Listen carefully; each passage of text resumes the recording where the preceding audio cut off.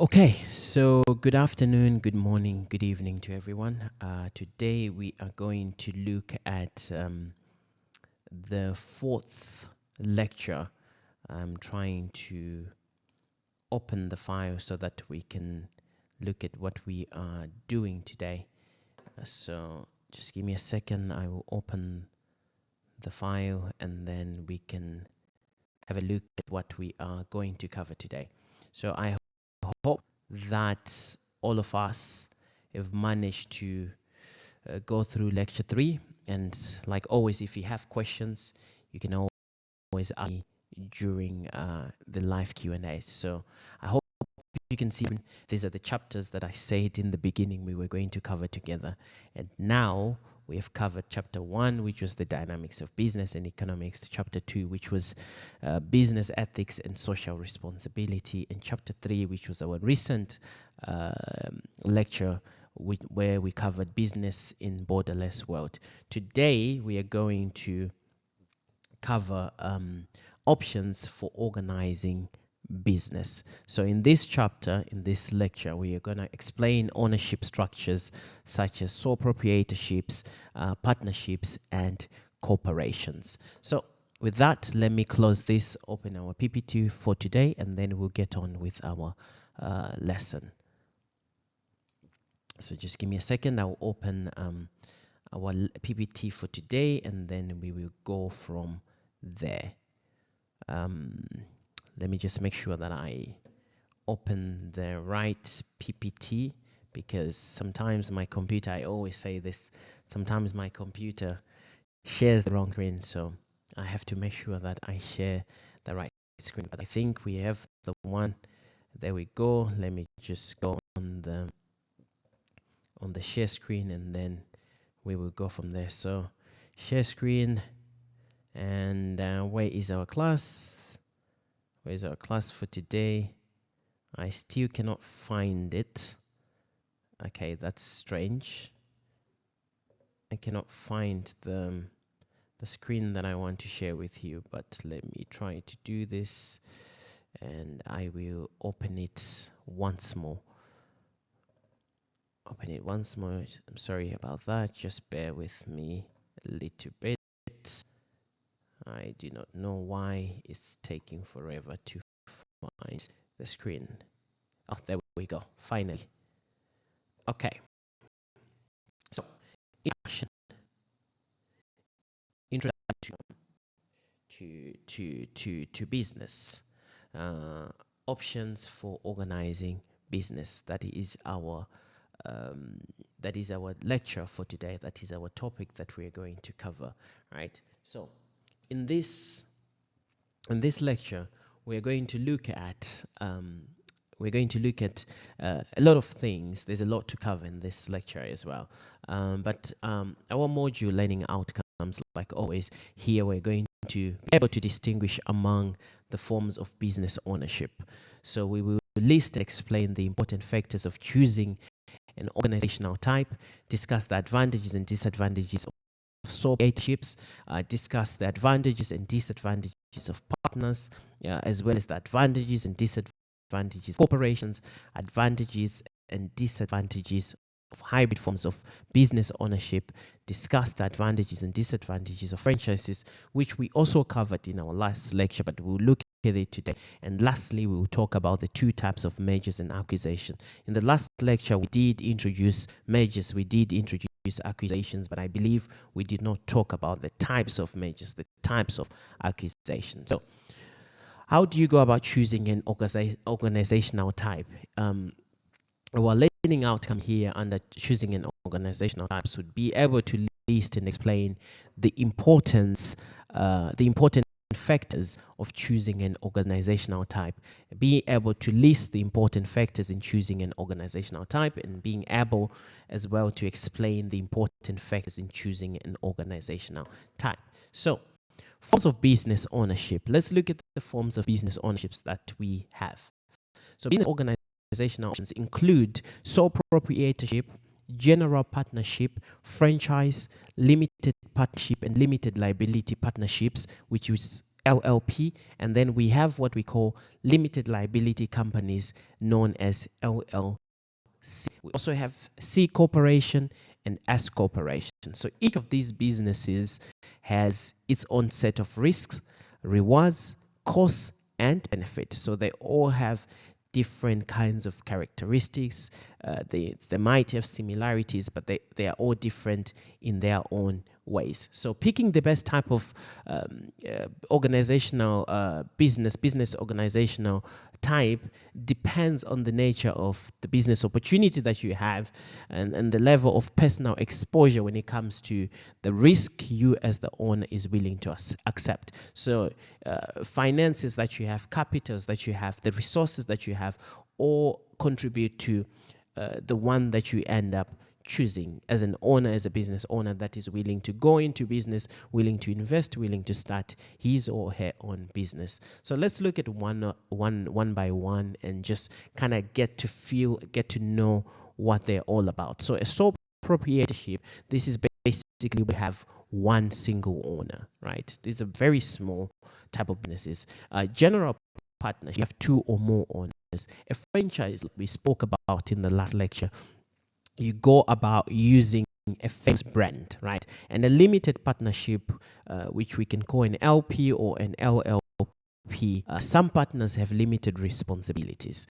That's one characteristic of a limited partnership. And then limited liability company, which is known as an LLC, owners have legal protection. We'll talk more about these in detail later on.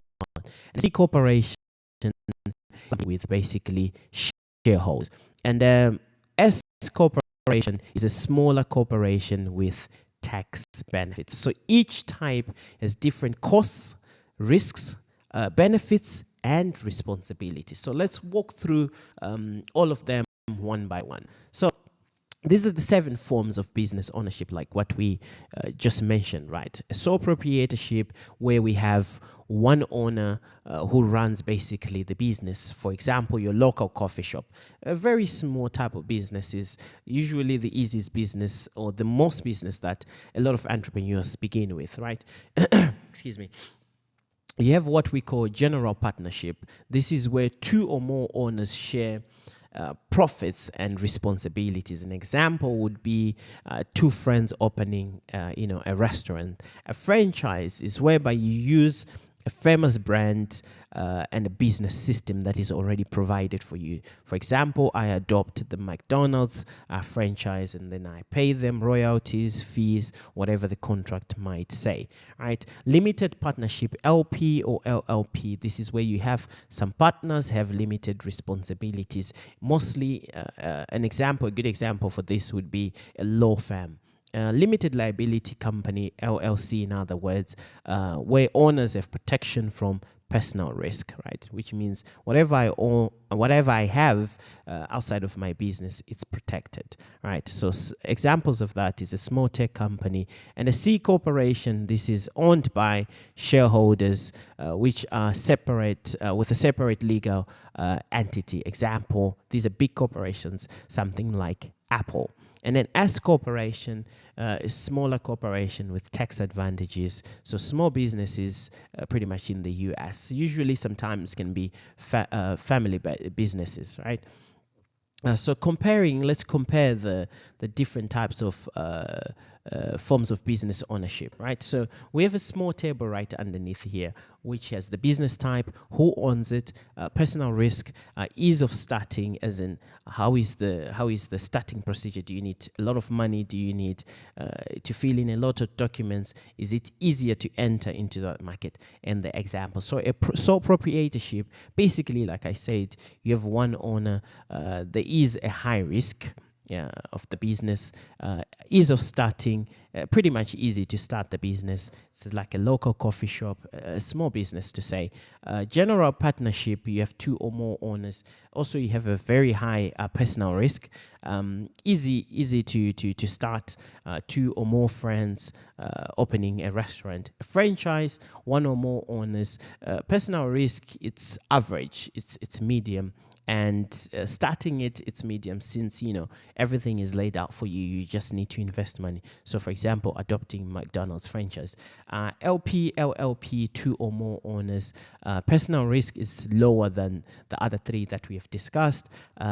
Ease of starting, it's quite medium, and an example would be a law firm. An LLC, on the other hand, you have 1 or more owners, and the personal risk is quite low as compared to the other 4 that we mentioned, and the ease of starting an LLC is quite medium, it's quite average. So this can be a small tech company. A C corporation, who owns it is owned by shareholders, and personal risk is very low.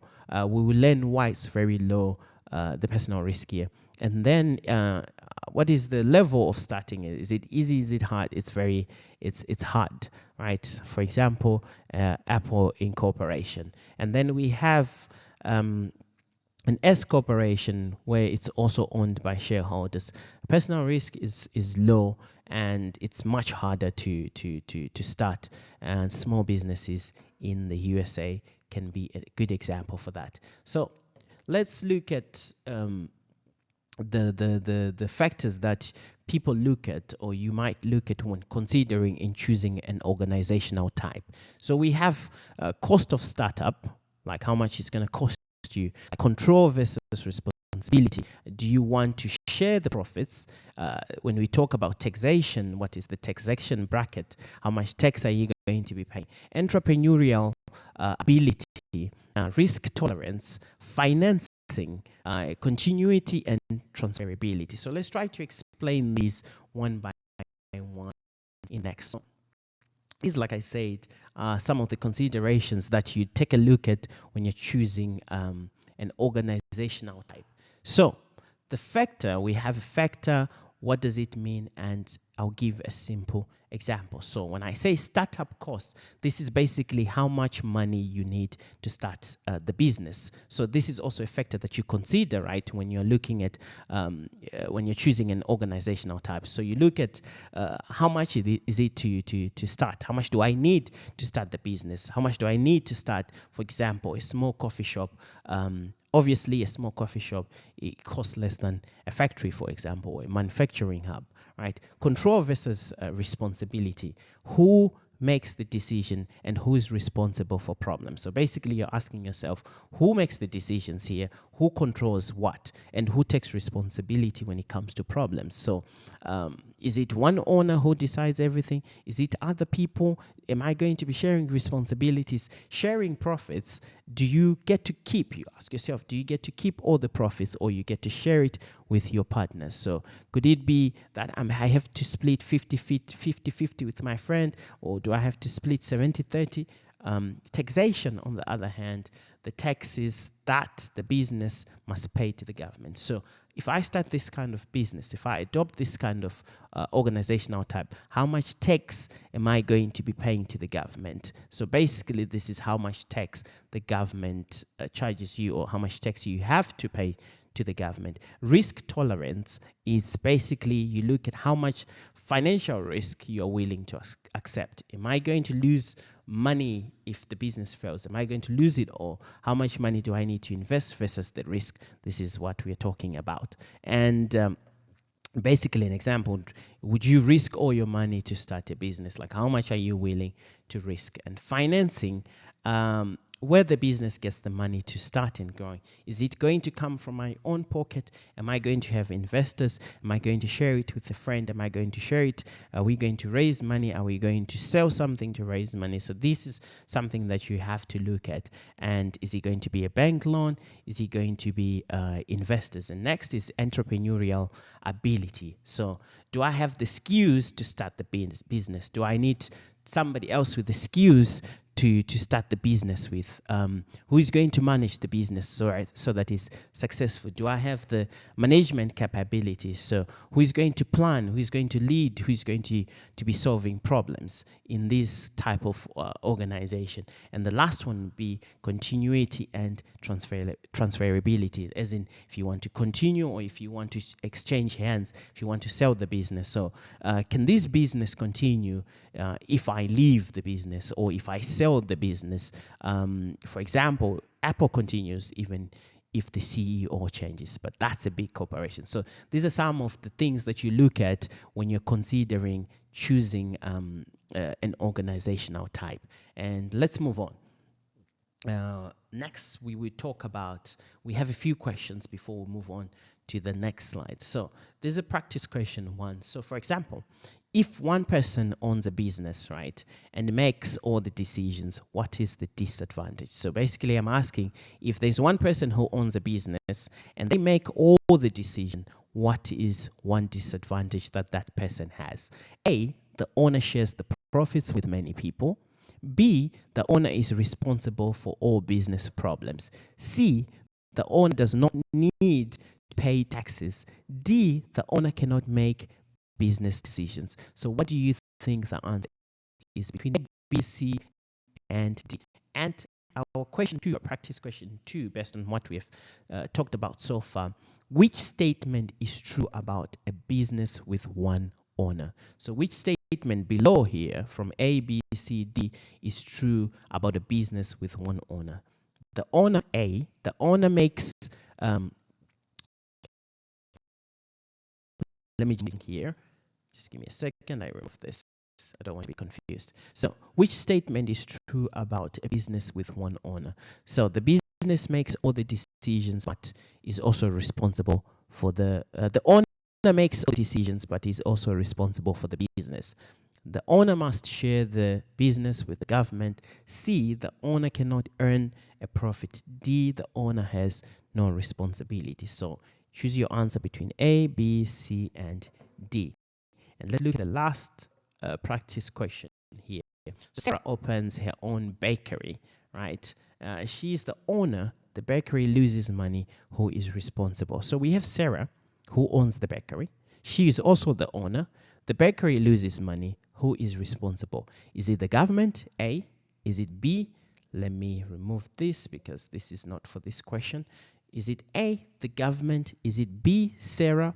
Is it C, her customers? Is it D, her employees? So you let me know what you think. And like I always say, we can always discuss these questions in the live Q&As. So let's move on to sole proprietorship. What is sole proprietorship? Here we're going to discuss the advantages and disadvantages of sole proprietorship. We're also going to define what is sole proprietorship. We're also going to discuss the advantages and disadvantages of sole proprietorship. So let's go on. What is sole proprietorship? So in simple terms, sole proprietorship is the simplest type of a business. So if you're talking about business, a sole proprietorship is the simplest form of any business that you can think of, right? There is one owner who makes business decisions. He receives all the profits. He pays all business costs.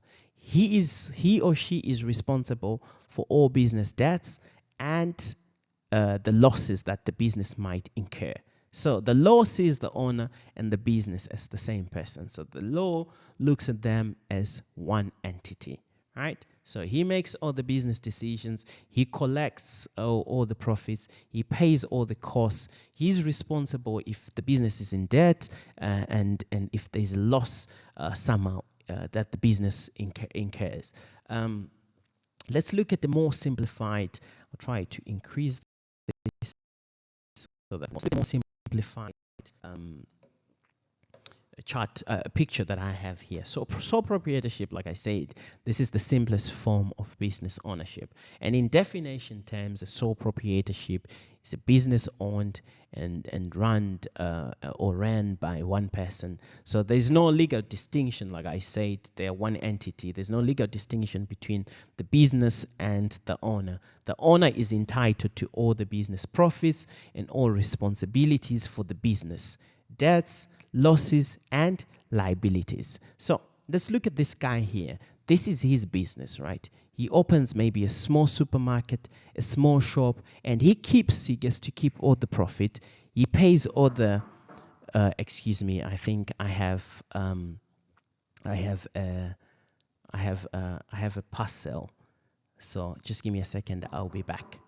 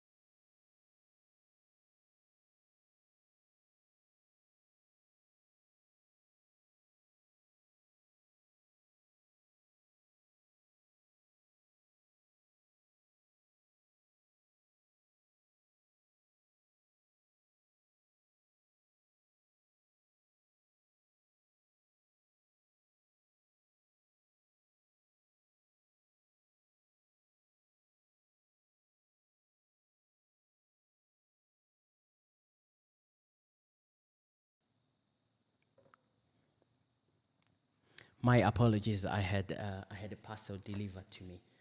I thought they were going to come a little bit later, but we will just extend the lecture by 2 or so minutes that I was there collecting my parcel. But anyway, let's go back to our lecture. So like I was talking about, this guy owns a small business. He gets to keep all the profits. He pays all the business costs. He's responsible for all the debt and the losses. He makes all the business decisions that are part of this business. So if you look at the characteristics of a sole proprietorship, I just wanted to make sure if I'm recording. Excuse me. If we look at all the characteristics of a sole proprietorship, we see that there is one owner. The owner receives all the profit. The owner is responsible for all the debts and liabilities. He has full control over the business decisions, and it's simple. The kind of business that a sole proprietorship is very simple and easy in many of our eyes to start. And examples of these could be like a small coffee shop, a food stall, a hair salon, a photography business, and which is very popular nowadays, online stores, right? So let's give a real world example. We have this girl, a person who starts an online clothing store by themselves. They buy products, they sell to customers, they manage the business and keep all the profits to themselves. This is what we call a sole proprietorship, right? So let's look at the advantages and disadvantages. As an advantage, it's obviously easy to start with few legal requirements depending on one state, one country, or the nation that you're in. You have full control as a sole proprietorship over the business decisions. The owner keeps all the profits. It's simple. It's a simple management structure. It has a simple management structure. And the disadvantages, on the other hand, is that you have unlimited liability. The owner is basically responsible for all what happens, including all the debts, right? His limited ability to raise large amounts of capital because he cannot sell shares, he cannot have investors and things like this. You have more pressure as the owner because you overlook everything. So if you don't do one thing, that part of the business or that department of the business kind of falls behind from the rest. So you have to be like a 360 kind of management person so that you can overlook each and every single thing. Business may end if the owner cannot continue. So like I said, if you lack a skill in one part of the business, that part might fail and eventually you might end up closing the business. So here we have the disadvantages and advantages like I just told you. The advantages, since I already mentioned them, will not waste time here. It's basically easy to start. You have full control. As the owner, you make all the decisions. The owner keeps all the profit. You do not require to share profits, right? Simple management, no partners or shareholders to tell you what to do or how to manage your business. On the other hand, the disadvantages, you have unlimited liability where the owner is responsible for business debts, right? You have limited money. You cannot raise more money, so it's difficult to raise large amounts of capital. There's more pressure because the owner basically manages everything, and the business may end depending, because it depends on one person. So if the one person cannot do something, eventually that lacks and it might fail or it might cause the business to close. As we move on, we go to our practice question number 4. What is one advantage of choosing a sole proprietorship, right? So what is the advantage of choosing a sole proprietorship? A, the business can continue forever without the owner. B, the owner has no responsibility for business debts, right? C, the business does not need to pay any taxes. And D, the business is simple and inexpensive to start. So what is one advantage of choosing a sole proprietorship? You can choose from A, B, C, or D. And with that, we move on to partnerships. So let's talk about partnerships and see what we are going to learn under partnerships. Let me just decrease this a little bit. So we're going to discuss advantages and disadvantages of partnerships, right? We're going to define partnerships as a form of business. We're going to also to describe the difference between general and limited partnerships, as well as we're going to discuss the advantages and disadvantages of partnerships. So what is partnership? A partnership, I think we mentioned a little bit about it in our last lecture. A partnership, partnerships are businesses in which two or more people share ownership and responsibility. So each person contributes to all the aspects of the business that include money, property, labor, or skills. So each and every one that is part of the business contributes maybe the strength, maybe capital, maybe money, maybe skill, maybe property, or it depends on the agreement that you have as partners. So, but all of you share ownership as well as the responsibility. So each partner shares the profits, the losses, and all the things that the business incurs. Let's look at the characteristics or the key features of partnerships. So here we have types of partnerships, right? We have what we call general partnership. So under a general partnership, all the partners share the business. All the partners, you share the business, right? The partners usually share the profits, the losses, and the responsibilities that come with the business. So if a partner wants different shares, there must be an agreement in the partnership agreement that says this partner A gets 70, this partner B gets 10, this partner C. Everything is written in what we call a partnership agreement. And let me just move this here so that it doesn't disrupt me. An example of this would be two friends who want to open a restaurant. They open a restaurant. They both help manage the business and share the profit in the end. The second type of partnership is limited partnerships, also known as limited liability partnerships, right? So there are two types of partners under this. We have what we call a general partner who basically manages the business. He doesn't invest. He only manages the day-to-day operations. He manages what goes on in the business, what is happening, the operations of the business. And we have what we call a limited partner. A limited partner is basically the one who pumps in money. A limited partner invests money but has little or no role in managing the business. So this is the guy who pumps in money, but sometimes he doesn't even get involved in the day-to-day operations or management, depending on the agreement. Some of them do come and just overlook things and say, this should be done like that, this should be done like that. But majority of them, they just look at the business, they see the potential, and they have what they call a general partner who manages the business, and their role is just to invest money. So limited partners usually have less personal risk. Why? Because they just put in money, right, than the general partners. So an example would be one person who invests money in a hotel while the other person runs the hotel. So the person that runs the hotel is what we call a general partner. The one that invests the money is what we call a limited partner. And let's look at the key differences between a general partner and a limited partnership, right? A general partnership, all partners help manage the business under a general partnership. Whereas under limited partnership, only the general partner manage the business, right? Under general partnership, all partners share responsibilities, whereas under limited partnership, limited partners mainly invest money, right? Under general partnership, partners usually have full liability, whereas under limited partnership, limited partners have limited liability.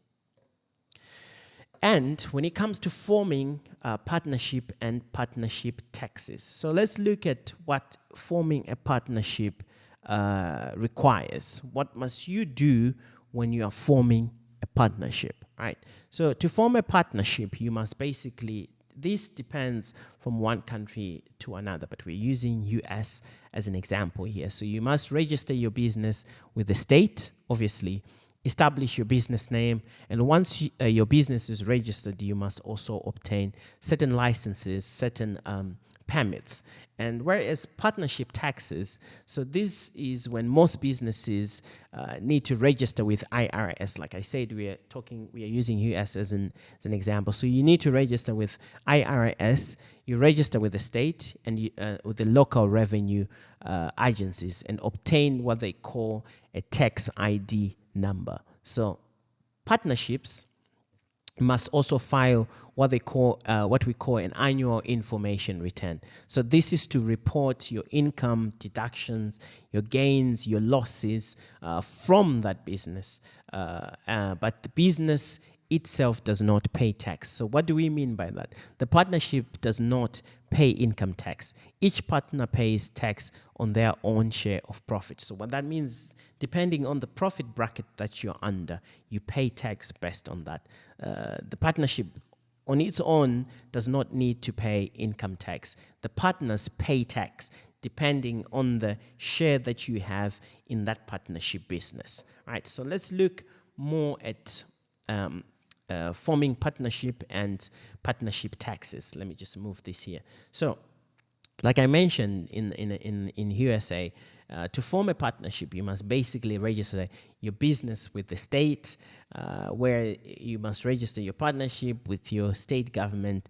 And then second step would be establish your business name. You choose a name for your business and make it official. And then you get certain licenses, you obtain certain permits, right? So both you and your partners agree to share profits, losses, and responsibilities.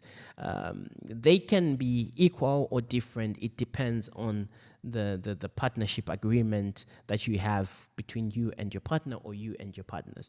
And then partnership taxes. So most partnership need to do register with IRS. You need to register with IRS. You need to register with the state and local revenue agency. And then you obtain something that they call a tax ID, EIN number, right? And then you file in an annual information that has your income, basically the deductions and the gains and the losses of the partnership, right? So a key takeaway here is that the partnership earns income, but the partners pay tax separately, right? So depending on how much percentage you have in the business, it also contributes to how much tax you pay. Like I said here, each partner pays tax on their own share of profit. What are the advantages and disadvantages of partnerships? So if we look at the advantages, it's easy and inexpensive to start. You share the cost of the business, different skills and knowledge, because you're different partners. Employees may be motivated to become partners as well because they see you working as partners.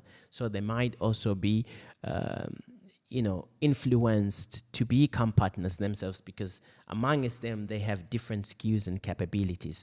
So they might look at it and say, oh, I can do this, he can do that, she can do that, and then they form their own partnership.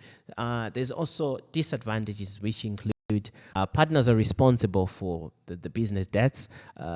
Partners may disagree because you have different ideas. Profits must be shared. Decisions can take longer just because one might not agree, and you have to go in circle to come to one final decision. And we have a class discussion here. So let's say you're going into business with a friend. You've decided to say, okay, I want to go into business with a friend of mine. So we have a scenario here whereby Alex and Ben have been best friends, basically, right? They both love coffee and want to open a coffee shop together.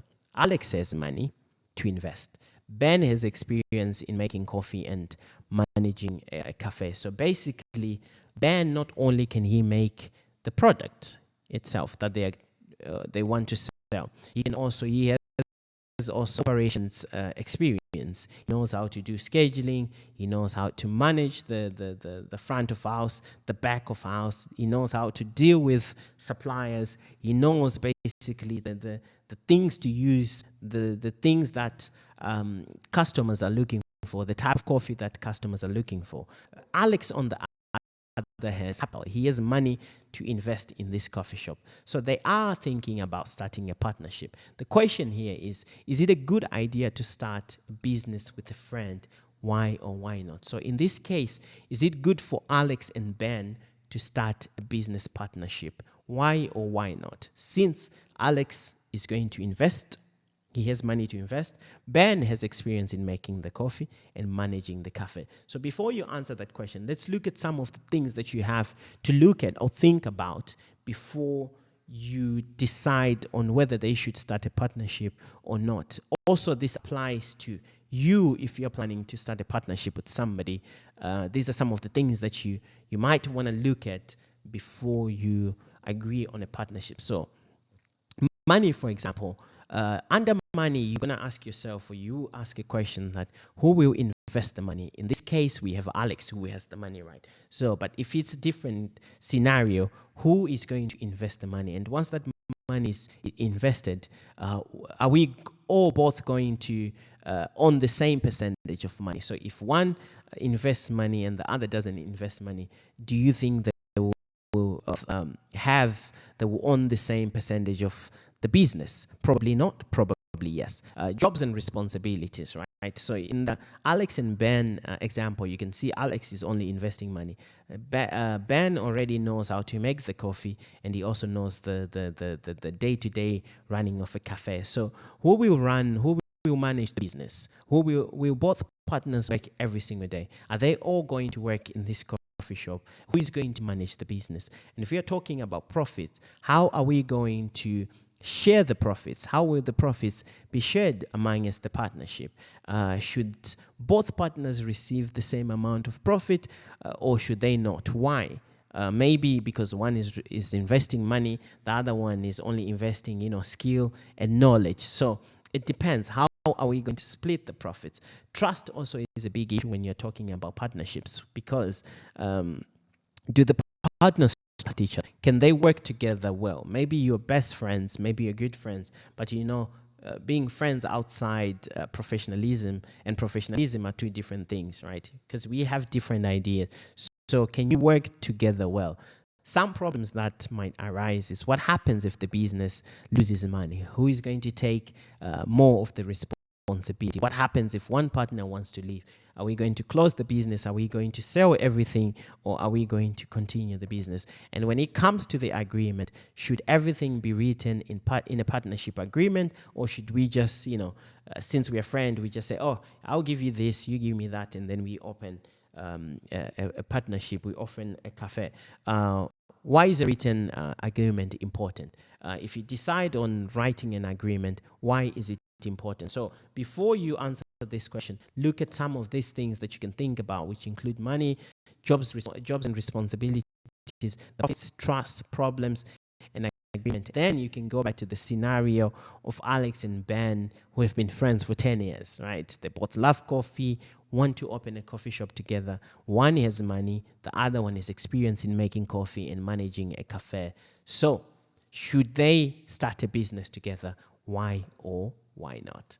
And then the next practice question is, we have Caitlin, who joins an existing business because she has a special skill and experience. So the partnership agreement says she will receive 40% of the profits from them.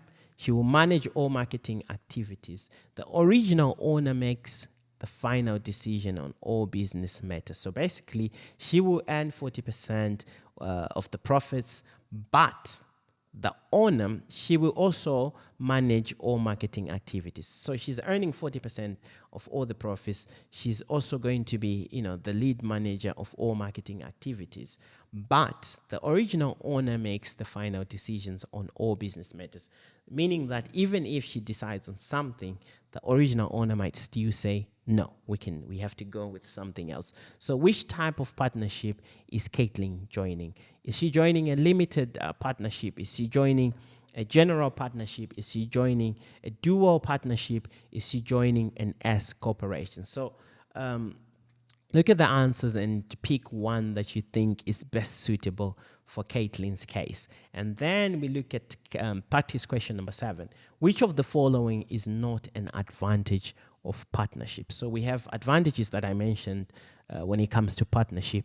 So which one of the following is not an advantage? So we have A, partners are protected from all business debts and liabilities. B, partnerships are usually easy and inexpensive to start. C, partners can combine their money to start or grow the business. And D, partners can use their different skills and experience to help the business succeed. So which one do you think is the correct answer between A, B, C, and D? And we go on to look at corporations. Let's look at corporations. What are corporations and what are we going to learn from corporations? So under corporations, we are going to discuss the advantages and disadvantages of corporations. We're also going to summarize the difference between a C and an S corporations, right? We're also going to explain the purpose and requirements of a benefit corporation, which is B Corp, and discuss the advantages and disadvantages of corporations altogether. So we have three types of corporations here. We have C corporations, S corporations, and B corporations. What an C corporation, my bad. C corporation is basically a business that is legally separate from its owners, which we call shareholders. So if we look at Microsoft, Boeing, Apple, right? So these are all businesses that are legally separate from their owners, which we call shareholders, right? So what does this mean? The corporation is its own legal business. So the corporation, Apple on its own, is considered as its own legal business, right? So it can own property. So Apple can basically own property. It can make money. It can sign contracts as Apple. It can sue or it can be sued.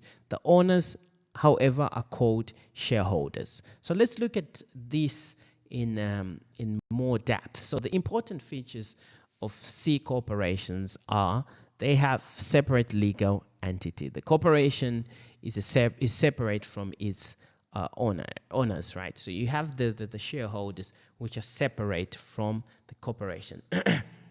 So basically what this means is that if an owner leaves or sells their shares, the corporation continues. So if one owner decides to say, oh, I'm going to sell my shares, I want to move on, the business does not stop or the business does not close because of that. They just share, the new owner, the new shareholder comes in and the business continues as normal. So a C corporation usually costs more money to create and operate than a sole proprietorship and partnership. This is a very, very big corporation because if you compare a cafe to Microsoft, Apple, and Boeing, I mean, the difference is huge. So this is, it costs more money to create and to operate, especially to operate than a sole proprietorship or partnership. So the business has more paperwork to be done, and also there's a lot of government rules when it comes to C corporations. So what are the advantages, disadvantages of these C corporations? We have limited liability, which protects basically the shareholders. It's easy to raise money by selling shares. So if they need to raise money, I believe the good example would be something like Tesla. We see Elon Musk always tries to sell shares when he wants to raise capital for a new project or something big. I believe Steve Jobs did it back in the early days. So when they want to raise money for the corporation, for the business, they can sell shares, right? They can sell shares to invest large sums of money, not just small money, but large sums of money. The corporation pays its own taxes. So the corporation, this is where we say it is separate from the shareholders, it's separate from its owners, because the corporations its own taxes. These corporations basically attractive to employees because of the job stability, of the growth that comes with working for a company like Apple, of the job, advancement, of the things, the fringe benefits that you get. Basically, it's good for the profile, it's good for the environment, and it's also companies that, people know that if they work with, they're at ease, they can grow from one department to another, and they can stay with the company for a long time. So it is very, very attractive to employees. The disadvantages, on the other hand, is it's more expensive to start and to operate mainly. These are big corporations, so there's a lot that goes in there. You can face double taxation. It's possible to be double taxed. More paperwork and legal requirements. Like I said, these are big corporations, so there's a lot of paperwork that is to be done. I mean, if you look at the contracts that you sign between just a simple buyer like myself and Apple, it's basically 14, 15 pages. So imagine the people that they deal with, their suppliers, their partners. These paperworks, these contracts, probably 100 or 200 pages, right?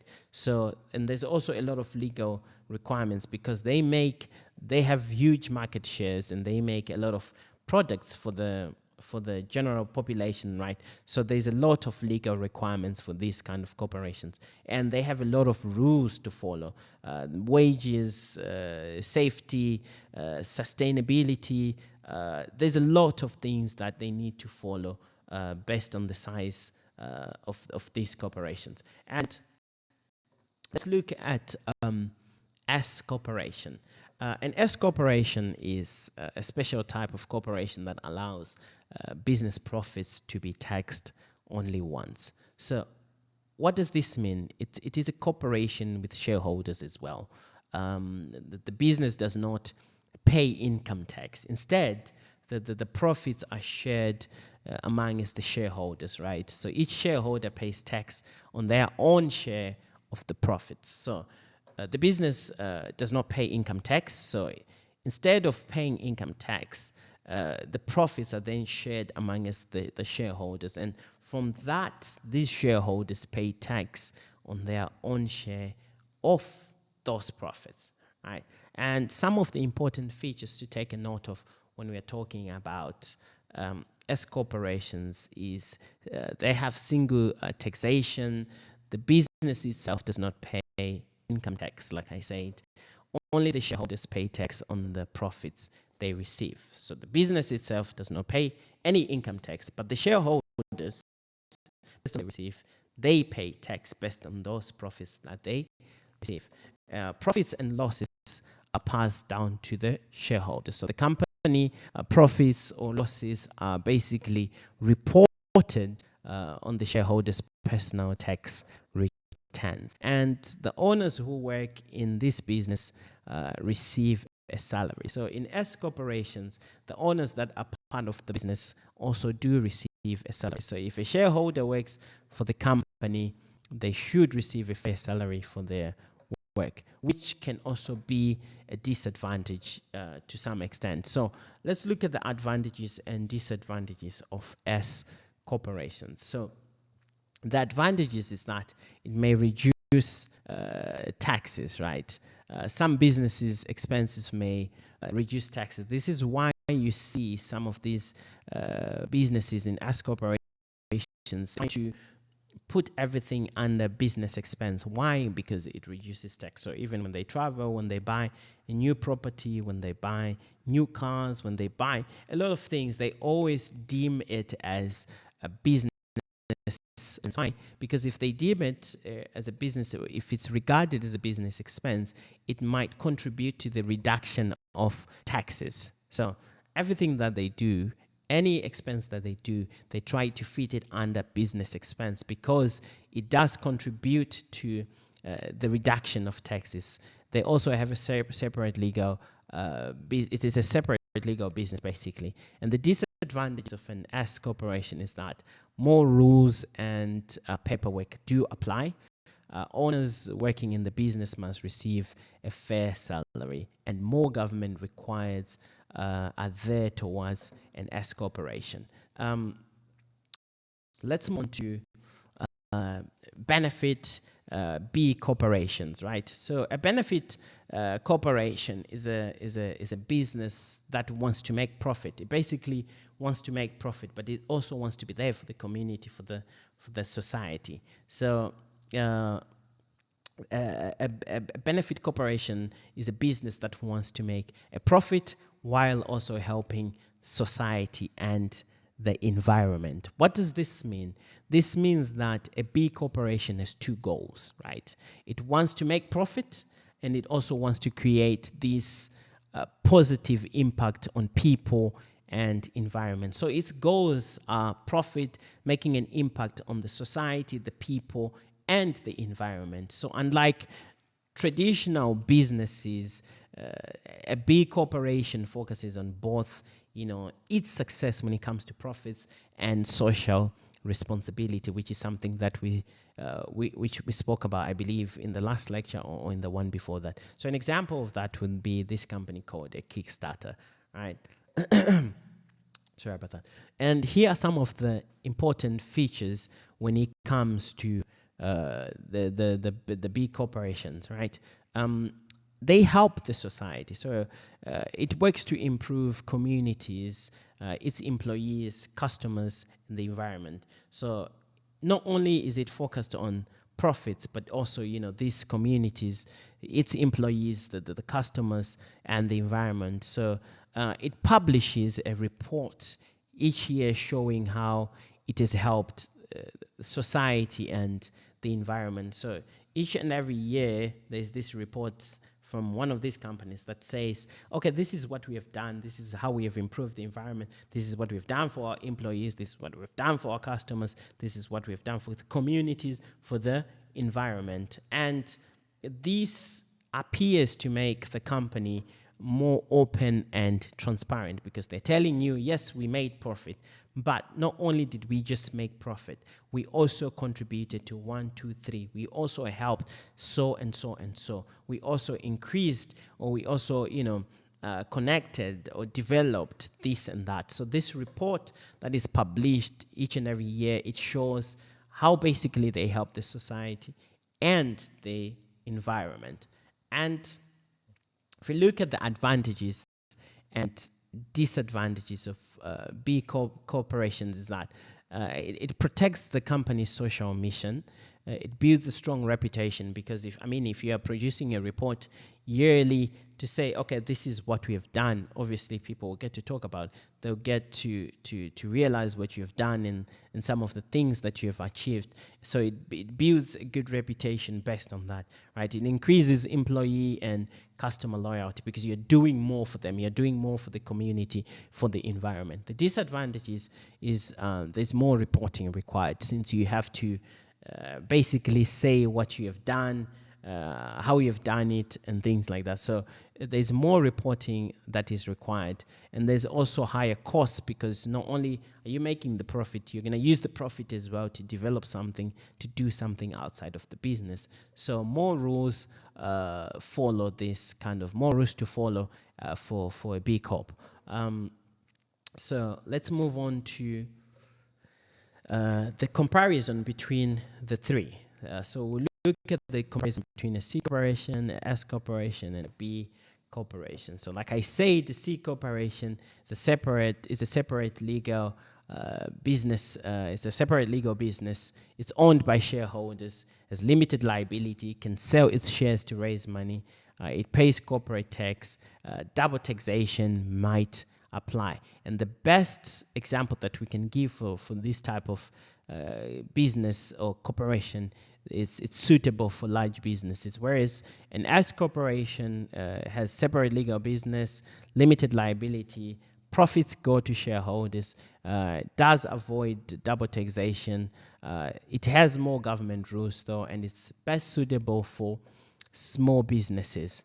A B corporation makes a profit, it helps the society, protects the environment, it is transparent because it does report, what they have done yearly, and also participates in social responsibility. So it's best suitable for businesses that want not only to make money, but to create a positive impact on the society. So let's look at the features between these three.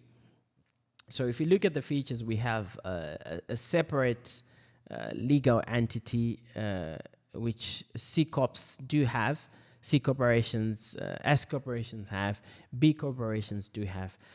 Do they have limited liability? Yes, Yes, all three of them have. When it comes to raising capital for C corporations, I mean, they can sell shares and raise capital. Also, S corporations, when you raise capital, it's fairly hard for them to raise capital. And then, as well as B corporations, do they face double taxation? Under C corporations, it's possible. Under S corporations, no, it's not possible. B corporation, it depends on C or S tax status. And the social mission, does C corporation have a social mission? Does S corporation have a social mission? No. S corporation and C corporation do not have social missions. And B corporations do have social missions. So basically, C corporation focuses on profit mainly, and S corporation focuses on profit with single taxation, whereas a big corporation focuses on profit, people, and the planet. So let's do this question, and then we will take our break. So practice question number 8. What is the biggest difference between a C corporation and an S corporation? So what is the biggest difference between a C corporation and an S corporation? Is it taxes, which is A? Is it the B name? Is it the numbers? Is it the company logo? So this is what we have covered so far, and when we come back, we'll talk about hybrid forms of ownership. So let's take a break, and then we will come back after 10 minutes.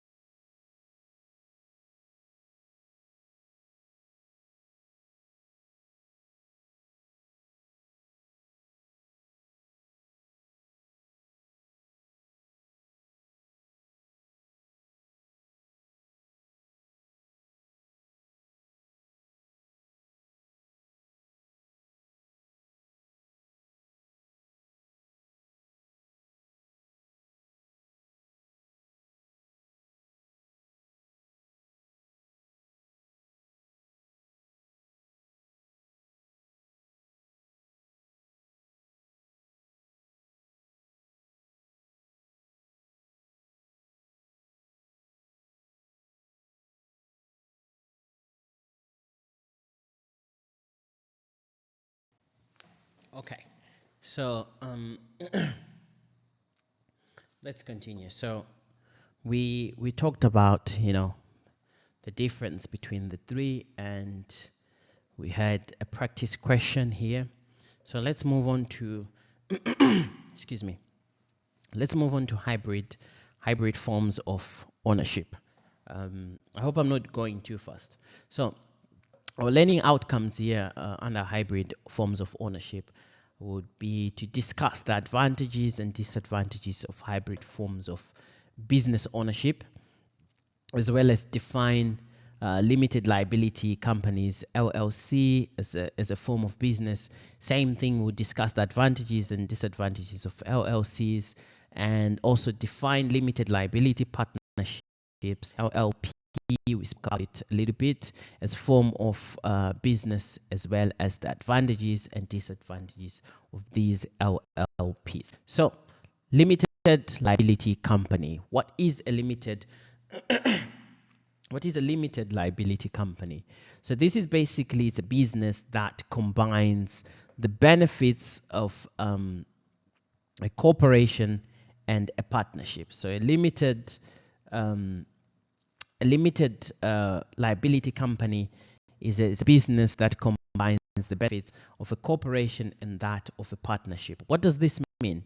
It means that an LLC gives business owners limited liability, which is protection of their personal assets, simple taxation, profits passed to the owners, and there's flexible management where the owners decide how to run the business.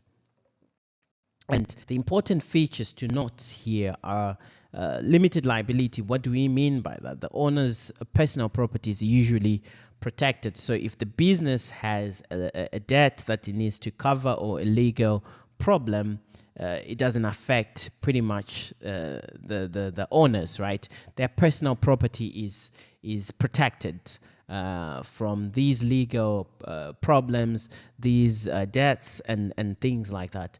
The owners are called members. In an LLC, the owners are basically called members. So people who own an LLC are called members, not shareholders. So the ones that are the ones that are owners here and an LLC are not shareholders. They are called owners.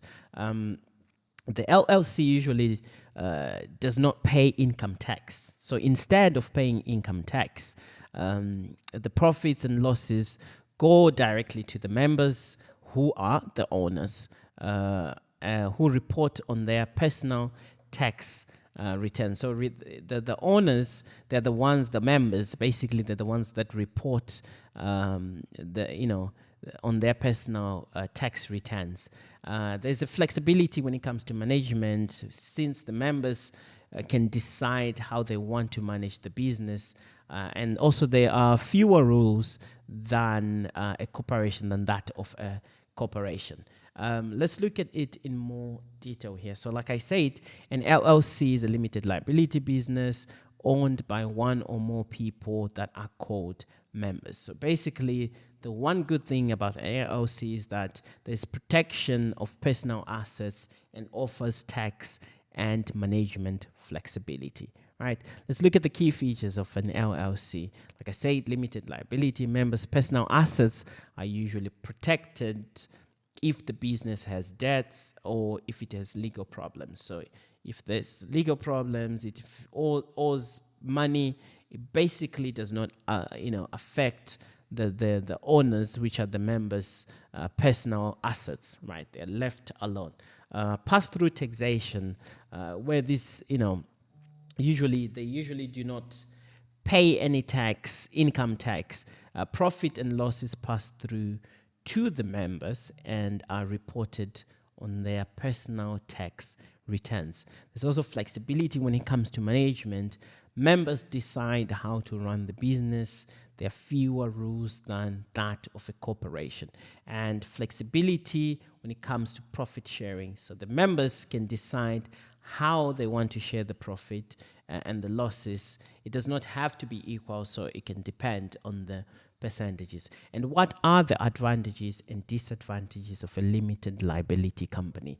Let's look at the advantages. Like I said, you have limited liability, where there's protection of personal assets of the members, right? There's less paperwork, fewer rules, less record keeping than that of a corporation. There's flexibility when it comes to profit sharing. So members decide how profit and losses are distributed. The disadvantages, on the other hand, is that it may have a limited life, right? So the LLC may end if members decide to close the business or if the agreement says so. There's also self-employment taxes. So members who work in the business may need to pay self-employment taxes. And state fees and rules. LLCs, they face, fees that can be different from each and every state. So an LLC, depending on one state to another state, there are fees that apply to them, and there's also different rules. So a simple example of an LLC would be, we have Emma, David, and Lily. They start an online business, right, as an LLC. They are members since they're the owners, right? The business earns roughly $80,000. They share the profits depending on their agreement. They report their share on their personal tax returns. So depending on how much each of these has, they report that on their personal tax returns, and their personal assets are protected. So basically the key takeaway here is there's protection when it comes to personal assets, simple tax passed through to the members, flexible management, and great for small and medium businesses. It's quite popular for many small businesses in many industries.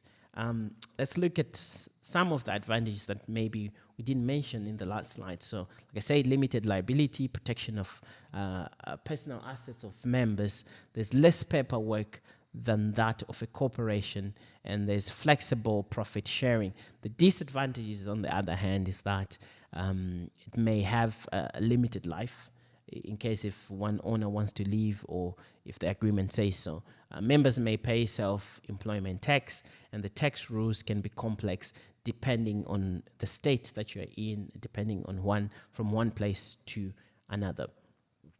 LLP, on the other hand, what is an LLP? An LLP, which is limited liability partnership, is a partnership where the partners have limited personal liability. So they have limited personal liability. What does that mean when we say they have limited personal liability? An LLP, basically, it combines the benefits of a partnership and a corporation, right? It combines the benefits of, just give me a second.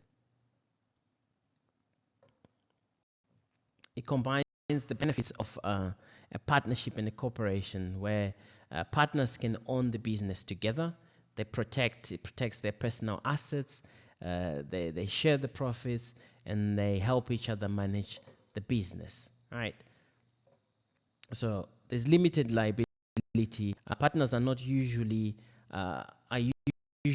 personally responsible for the business or for another partner's mistakes, right? So here you have partners that are usually not responsible, personally responsible for the business debts or for another partner's mistake. What we mean by this is that if the company owns money, the partners are not personally responsible. Sometimes if another partner was to make mistakes, it doesn't affect all the partners. There is shared management. Partners work together and manage the business without choosing a board of directors. So the partners can work together without choosing a board of directors. And also they do have pass-through taxation, where the business usually does not pay income tax.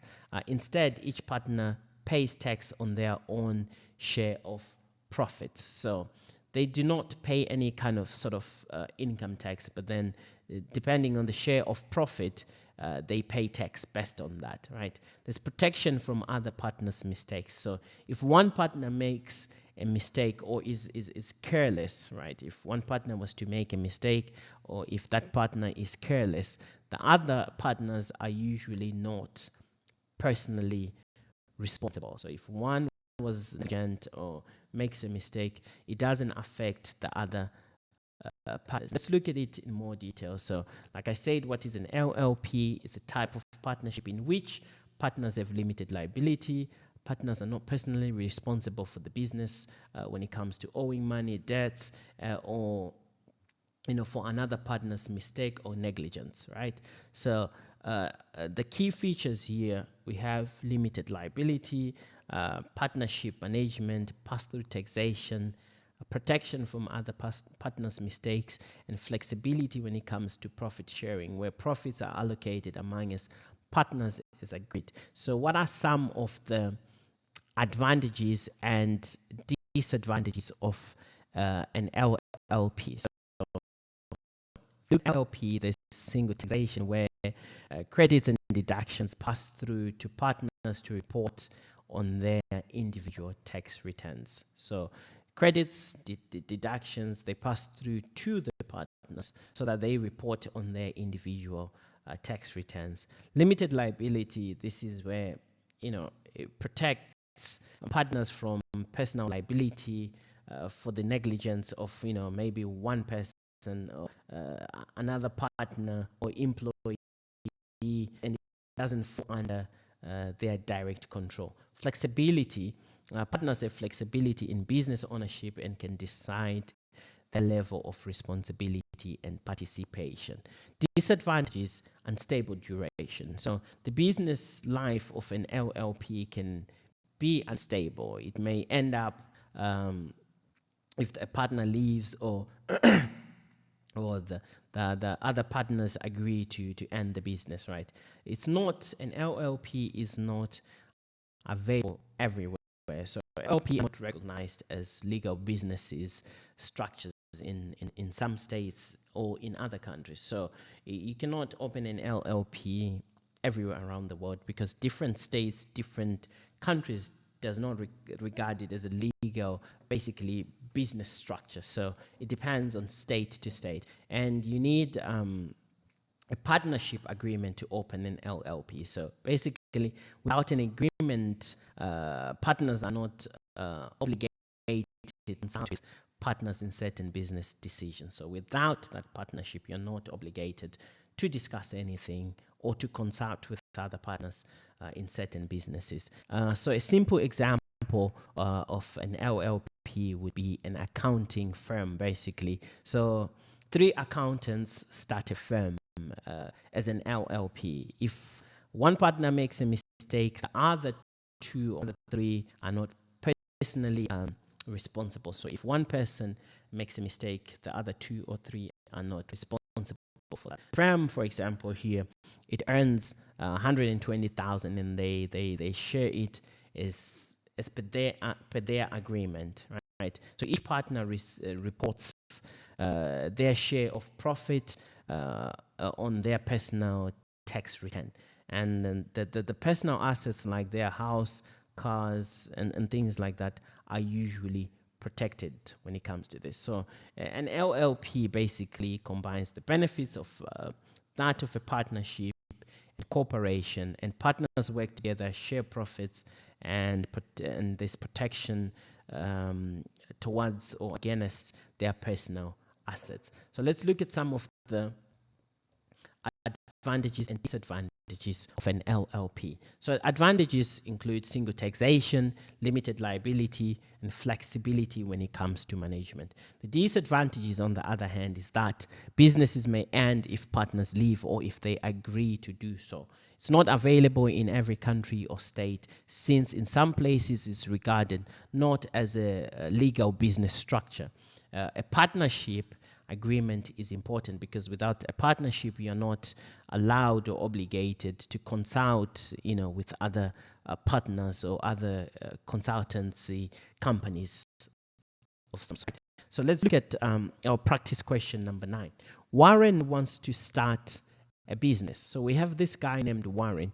He wants to start a business to protect his personal property if the business has debts. So Warren wants to start a business, but he wants to protect his personal property if the business has debts. He also wants less paperwork than a corporation. He also wants deep when it comes to management. Which business structure should he choose? Would it be a C corporation, which is A? Would it be an S corporation, which is B? Would it be a C corporation? Would it be C, which is sole proprietorship? Would it be D, which is limited liability company? In other words, LLC. So we have Warren who wants to start a business, but Warren wants to protect his personal property if the business was to have a debt, right? He wants less paperwork than a corporation, than that of a corporation. He wants flexibility when it comes to management. So which business structure should he choose from? Should he choose from C corporation? Should he choose from S corporation? Should he choose sole proprietorship? Should he choose limited liability company, in other words, LLC? So look at it and choose the best answer that is suitable, that you think is suitable between A, B, C, and D. Practice question number 10. Which business structure has limited liability, single taxation, and flexibility when it comes to management? So basically the question is asking you, which of these structures has limited liability, has single taxation, has flexibility when it comes to management? A, P, B, LLC, C, a B corporation, D, a C corporation. So again, look at A, B, C, and D, and choose whichever one that you think, whichever business structure you think has limited liability, single taxation, and flexibility when it comes to management. Let's look at franchises. Let me just put my laptop on charge so that it doesn't turn off whilst we're having class. That's not the one. Okay. So let's look at franchises.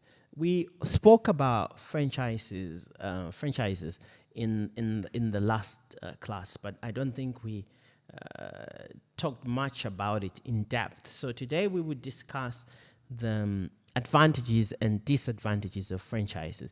We will also discuss the franchises as a form of business, and then we'll go on to discuss the advantages and disadvantages of franchising for the franchisee. We'll talk about also the advantages and disadvantages of franchising for the franchiser. So let's look at it. So franchises, right? So what is a franchise? A franchise is when a company allows, basically when a company says yes to use its brand and a system to run a business. So basically, franchise is when a company allows another person to use their brand and system to run a business. The agreement is basically for a set period of time, maybe depending on the contract, yearly, maybe 5 years, maybe 10 years. It all depends on the contract. So let's look at KFC as an example here. So KFC is what we call the franchisor, right? It's already built. It's a brand that we all are familiar with, right? So KFC is the franchisor here, and they own the brand, right? KFC owns the brand. KFC already owns the brand, right? They provide recipes, they provide training and support. So this means that if you were to go and want to ask to use their franchise, they provide you with the recipes, with the training, and with the support. And KFC also earns fees and royalties from the franchisee, right? So KFC is what we call the franchisor, right? Because they already own, they're the ones giving it to you. So you reach an agreement, and you, on the other hand, you're the franchisee, right? So the franchisee is, you pay a fee to use the brand. You basically pay a fee to use the brand KFC, right? You follow KFC's system, you run the local restaurant, you keep the profits after paying the fees. So basically you have initial fee that you pay to start using the name KFC, the brand, and then depending on the agreement, maybe you share the sales profits, or you share something that you need to pay on regular basis to KFC. And what are the advantages of franchising or franchises? So it's a well-known brand, right? So customers already trust KFC. Customers already know what KFC is. When they see, they know. So basically, if you adopt a franchise under KFC, is once the building is done, once everything is built, you're sure that you know that somebody or people are going to walk in the restaurant. Why? Because they already know it. It's a well-known brand. It's a well-built brand. People already, it has loyal customers. So half of the work is already done for you. So it's a well-known brand, meaning that customers already trust KFC. They trust the taste, they trust the food, they trust the quality. There's no questioning. As long as they see KFC, they're not going to question, is it a new business? What are the standards? What are the stars? What are the reviews? They will just come. It has a proven system. What we mean by that is you get training, you get the recipes, you get the support. So KFC provides you with your staff training, like how they should talk to customers, how they should behave, and things like that, so that it is all the same with other KFCs. You get the recipes, which are the same with the recipe that you get if you go to another country or another location. So you don't need to invest in research and development because they have already done it for you. And you get support in case if there's any problems, KFC will support you. There's a lower risk because you have a high chance of success than starting your own brand. So imagine starting your own fast food restaurant, which nobody knows, right? You have to figure out the set of tools to use, right? You have to figure out the recipes, the training methods, the training tactics you're going to use for your stuff. You have to, the designs, you have to build a brand which takes time. So when you open your own brand that nobody knows, it's going to take time for people to get accustomed, to get familiar with that brand. So here, when you adopt a franchise, there's a lower risk because you have a high chance of succeeding since it's a well-known brand. You know, there's marketing help, meaning that you don't need to worry about marketing at all. There's national advertising, which brings more customers because already KFC is running adverts in that country or in that place. So either way, it's a win-win for you. On the disadvantages side, though, yes, you do get these appealing and good sounding advantages. However, there are disadvantages which include higher costs because you're paying them not just the initial cost to use their name, but you keep paying them depending on the agreement. So maybe it could be yearly, it could be quarterly, it could be monthly. It depends on the agreement, but you have to pay them royalties. You have to keep paying them fees. As long as you operate, as long as you get customers, or even if you don't get customers, you still need to pay KFC, right? So there's higher costs. You pay an initial fee and ongoing fees until basically you close the restaurant. There's less freedom. Why is there less freedom? Because you must follow KFC's rules. So everything that you do, you have to follow KFC's rules, right? If they say this, you need to follow that. If they say no to this, you have to follow that. They have a system. So a franchise basically needs to follow all the systems that KFC has. There's also share of profits, right? You pay royalties, so you keep less profits. So all the profits that you made, depending on the contract, it could be sales, it could be the final profit, it could be how many people walk in, depending on the contract, you need to pay it monthly, yearly, quarterly, or whatever the contract states. So you share the profits, which you might end up with less profit. It's hard to exit. What we mean by hard to exit is that it can be difficult and expensive to end the agreement. Maybe you have to complete the agreement years. It depends on the contract. So franchising, basically, in short, is using a proven brand and system to run a business with support and rules. So you're basically adopting something that has been proven to work, something that is customers, something that is a foundation, something that with or without you doing much, we will likely attract customers because it's a well-known built brand. And let's look at some of the advantages of franchising and disadvantages of franchising. So we'll look at the advantages for the franchisee, and we'll look at the advantages and disadvantages also for the franchisor, right? So a franchisee is a person that pays a fee to use the brand, right? So a franchisee, this is the guy or me, and I say I want to use the KFC brand. I pay a fee to use the brand and the business system that KFC has to run and own a local business, right? So the advantages that I have as a franchisee is that I'm using a well-known brand. Like I said, customers already know and trust KFC, right? I get training and support, guidance and help on how to run certain things, on how to do certain things, on how to train my staff. Marketing help. There's national advertisement, which brings more customers basically to all the KFC shops, including mine. And it's a proven system. KFC system and recipes are already successful. So I'm adopting something that is already working. It's not something that I have to build from scratch. And what are the advantages for the franchisor? There's fast expansion. So you grow quickly without opening company-owned stores. So what this means is that you get to spread into different places without taking money from KFC itself and say, we need to open 100,000 shops in the next 2-3 years. You get other people to do that for you with their own money, but they still pay you, right? Lower investment. Others pay to open and run the stores. Like I just mentioned, it's other people that come to you and you give them a license to say, okay, you can use our brand, right?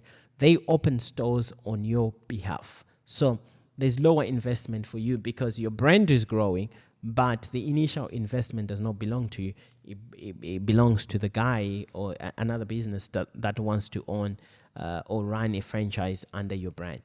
There's steady income. Yes, it might not be the same as if KFC was to open its own KFC shop, but there is a steady income, since not only do you get paid the initial franchising fee, but you also get paid royalties, and you also get paid monthly, yearly, quarterly fees. So you earn fees and royalties from franchises, right? There's a stronger brand presence. More location means more brand recognition. Already people know KFC, but then you spread it across, there's what we call more brand recognition since you have more locations. And what are the disadvantages for the franchisee? Right, let's look at the disadvantages. You have higher costs, right? You pay the initial fee and ongoing, the royalties, the sales fees, the profit fees. You must follow the rules. Therefore, your management or decisions are limited. You follow KFC rules and the standards of KFC. There is limited freedom, basically. You have less freedom to make changes because each and every single thing needs to follow KFC's standards. It's very hard to exit. Like I said, it can be very, very expensive and difficult to end the agreement. So an example of all of this, of a franchisee, would be a person who opens a KFC restaurant in the city using KFC's brand, system, and support.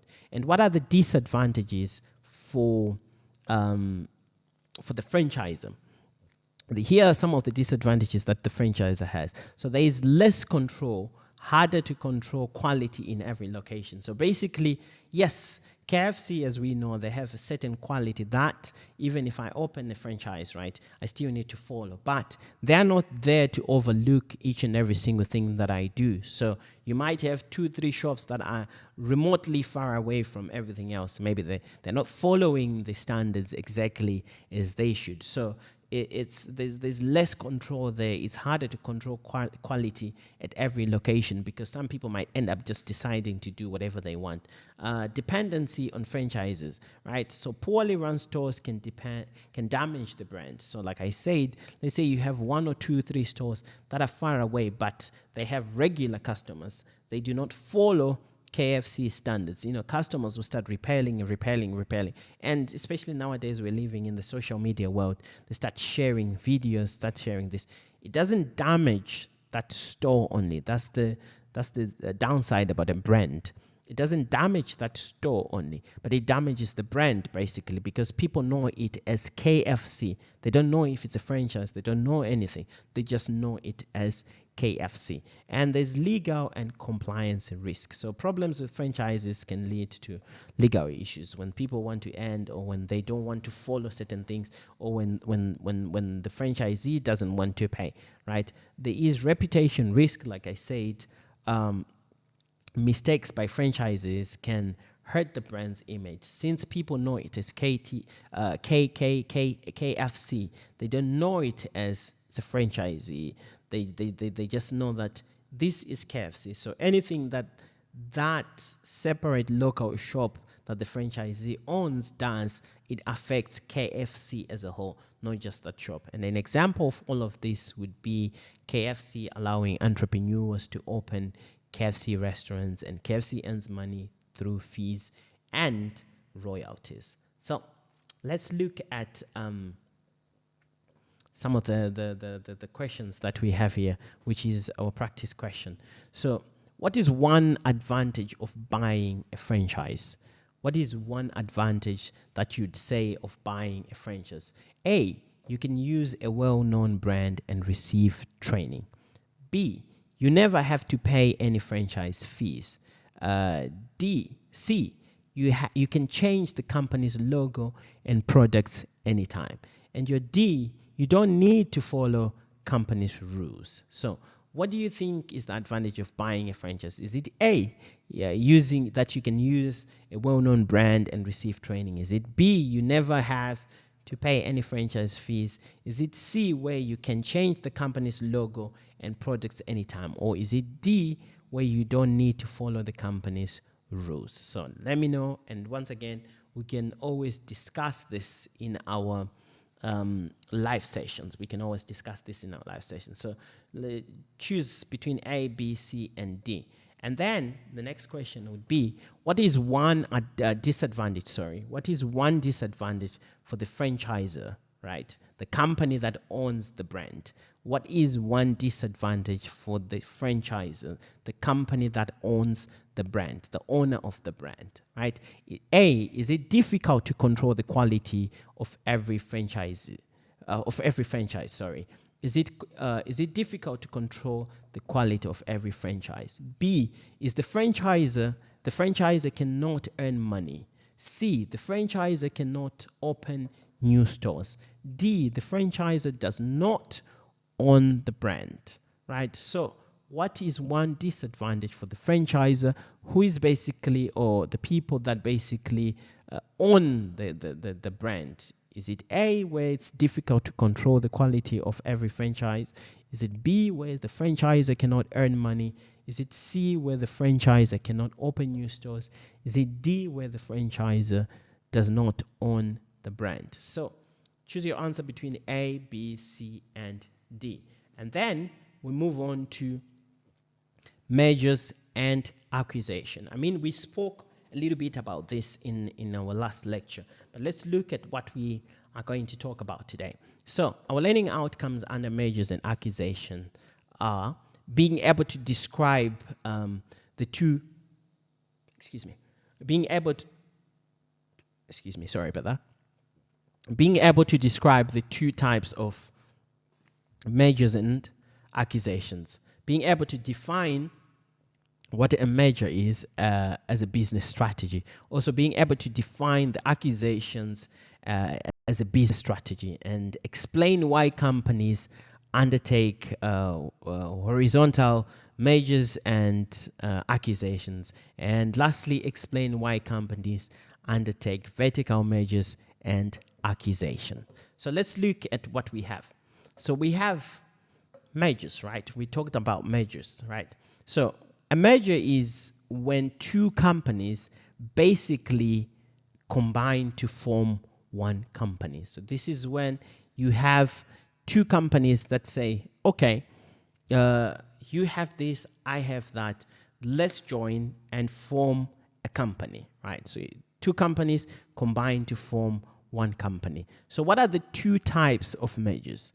We look at horizontal merger and vertical merger. So Under horizontal merger, this is when you have two companies at the same level in the same industry that combine together, right? So you have these two companies that combine together, basically, that are at the same level. So for example, you have company A and company B, and then they form the new company AB, right? So company A, which is on the same level, they in the industry, and company B, they form and come up with a company called AB. So horizontal, basically, it happens when two companies, same level, in the same industry, combine. So same level, same industry, they combine and form a new company.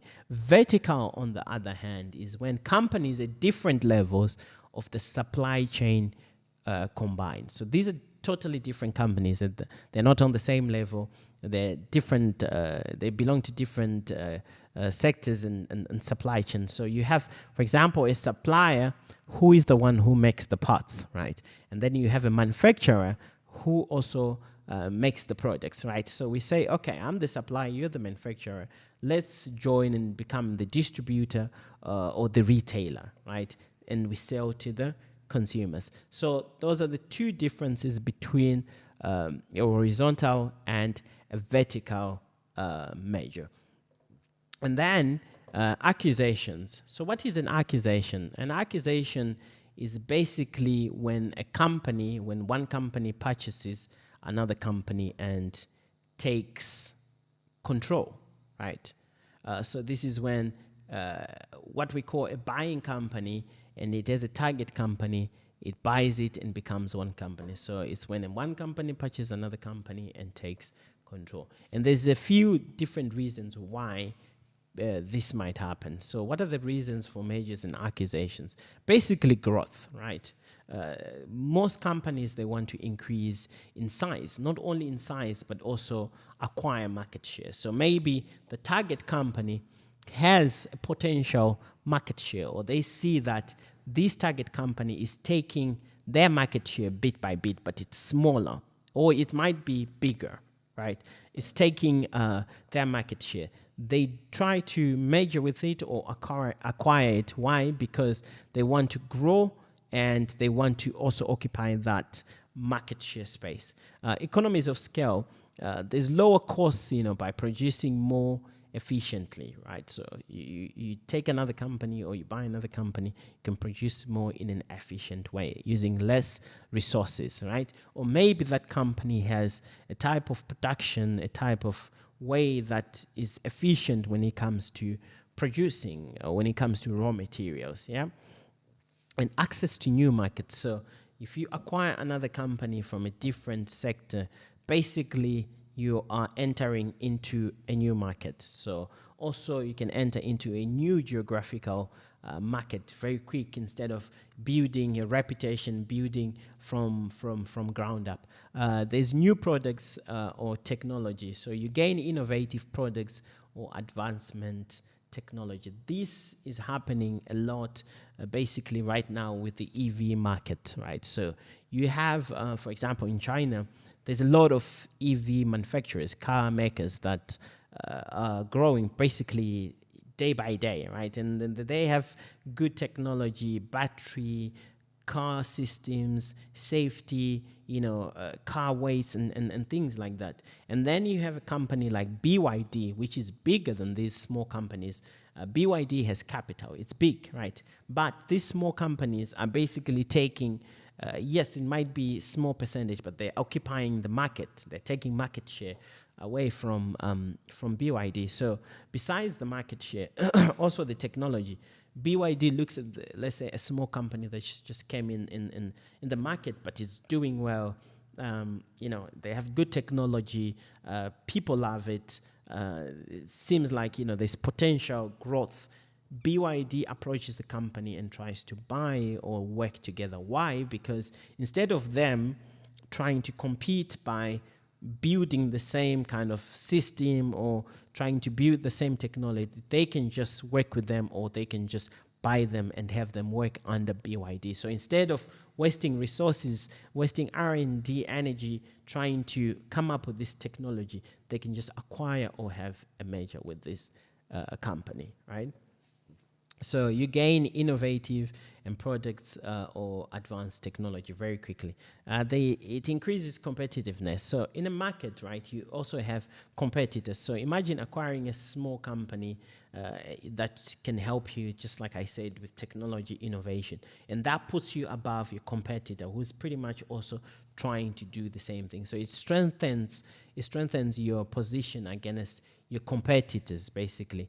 Diversification, it means you're entering into something completely different, right? So it reduces risk by entering in different industry, rather than you trying to start and say, we're going to diversify, if you're only maybe battery manufacturer, now you want to go into engine manufacturing. Those are two different industries, right? So instead of investing money trying everything from step one, you can just acquire or merge with a company that has a proven record, that a company has been doing this for quite some time, and that creates diversification, and it reduces risk of you failing and wasting money. So let's look at one of our last let's look at our last question. So what is one major benefit of a horizontal merger or acquisition? What is one major benefit of a horizontal merger or acquisition? Is it A, the company faces more competitors? B, the company can reduce competition and increase its market share? C, the company stops selling products? D, the company loses its customers? So what is one major benefit of a horizontal merger acquisition? Is it A, the company faces more competitors? Is it B, where the company can reduce competition and increase its market share? Is it C, where the company stops selling products? Or is it D, where the company loses its customers? So today the lesson was quick, but I think I was going through fast. So what we're going to do, we're just going to go back and look at some of the important things that are useful for the upcoming classes, because as you can see with these lectures, yes, you might mention merger, you might mention acquisition, but you're going to mention it later on, or we're going to develop the idea further on. So let's look at what we covered today. Like I said in the beginning, we just spend 10 more minutes and then we take our break. So like I said in the beginning, today we should be able to distinguish among the forms of business ownership, right? And the factors, like explain the important factors in choosing an organization type. And we went on to talk about, forms of business ownership, where we have options such as a sole proprietorship, general partnership, franchise, limited partnership, and limited liability partnership, which is what we call an LLP, and limited liability company, which is an LLC. And we have a C corporation and S corporation. And I went on to say that each type of business has its own set of risks, rewards, costs, and benefits. So picking the best type depends on the nature of the business opportunity that you have, or that you think you have. Also your resources that you have, right? The level of personal exposure to risk that you're willing to accept. Like, how easy is it entering this market? How easy is it to get licenses? How easy are the regulations? What are the taxation brackets like? So there's a lot of things that you need to consider if you were to choose either sole proprietorship, a franchise, a C corporation, and S corporation. And like I say, the sole proprietorship is basically one that has one owner, right? A general partnership, basically two or more owners. A franchise is basically, I gave you an example of KFC, where you use a famous brand, right? You take something that has already been proven, something that is already working in the market, and you just basically keep paying the money and you use that image. Limited partnership, LP or LLP, where some partners have limited responsibility and you have limited liability, which is what we call LLC, where owners have legal protection. And the C corporation, basically, these are large companies with shareholders. And an S corporation is a small corporation with tax benefit. And like I mentioned, all of them have different types of costs, risks, benefits, and responsibilities. We went on to discuss one by one. And then we spoke about, which I think this is important, we spoke about, the things that you need to look at when you're considering choosing an organizational type, right?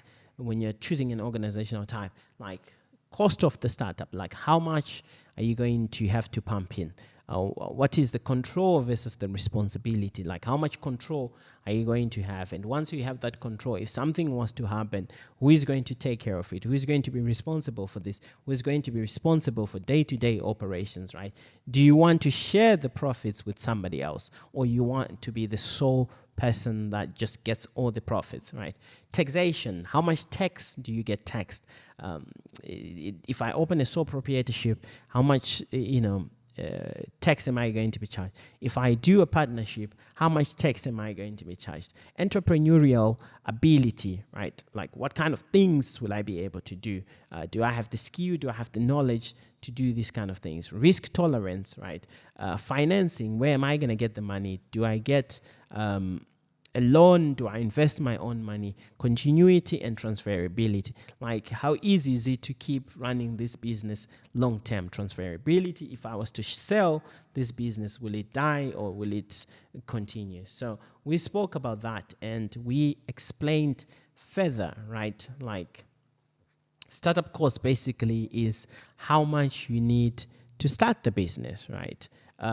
Control and responsibility, basically who makes decision and who is responsible for certain problems, like who's responsible for day-to-day operations or for the clients that come in. And profit sharing profit, do you get or do I get to keep all the profit, or do I get to share it with my partner? And if I was to share it, what is the split like, right? Taxation, how much tax is my business going to pay to the government, or how much tax is this bracket of business or is this organizational type usually gets charged by the government? Risk tolerance, how much financial risk am I willing to take? Am I willing to lose all the money if the business was not to go as planned, or I'm not willing to lose? Am I going to share the risk only by myself, or am I going to share it with my partner? Financing, where am I going to get the money, right, to start or grow the business? Am I going to get investors? Will I get investors with this kind of business? Will I get loans? How am I? Do I have to sell my own things? Is it going to be my own personal money?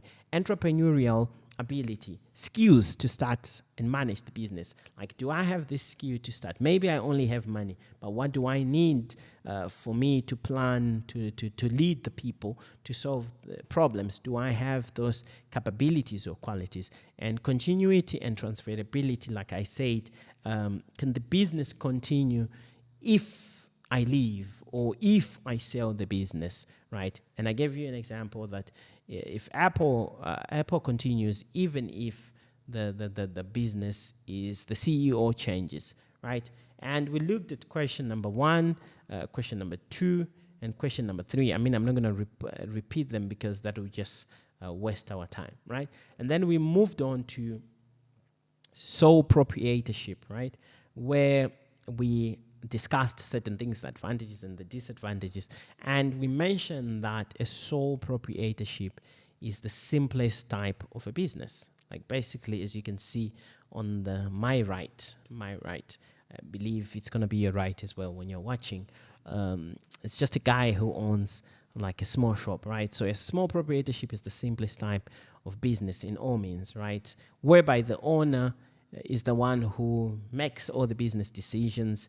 He receives all the profits. He pays all the costs and is responsible for any business debt and the losses that the business might incur. So the law really sees the owner and the business as one entity. They see them as one. And we gave an example of this guy here that has a small business, right? He keeps all the profits. He pays all the business costs. He's responsible for all the debts and losses that the business might incur. He makes all the business decisions. And an example of this might be a small coffee shop, a food stall, a hair salon, a photography business, or, like I mentioned, in today's world, online store, which are becoming more and more profound. They're becoming more and more popular. So the key characteristics of a sole proprietorship, you have one owner. The owner receives all the profits. The owner is responsible for all the money that the business owes, or the debts that they have, and the liabilities, right? You have full control over business decisions, and it's simple and easy to start.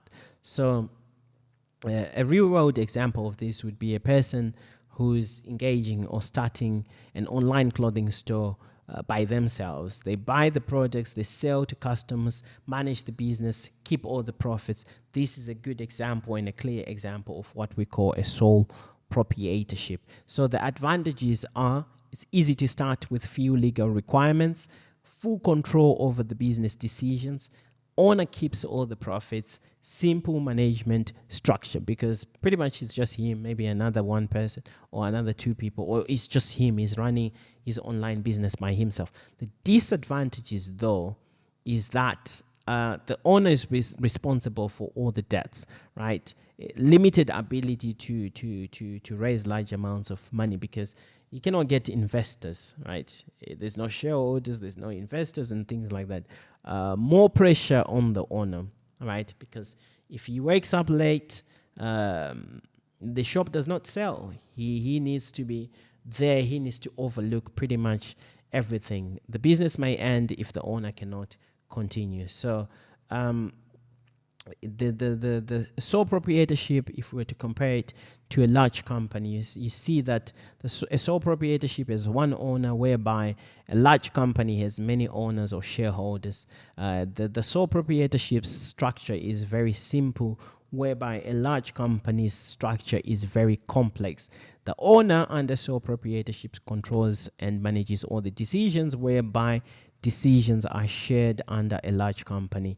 And lastly, the owner takes all profits under sole proprietorship, whereby in a large corporation, profits are shared. So let's take a break, and then we'll come back and just do a quick revision, and then we end our class and we wait for our next lecture, which would be on chapter 5. So I'll see you in 10 minutes.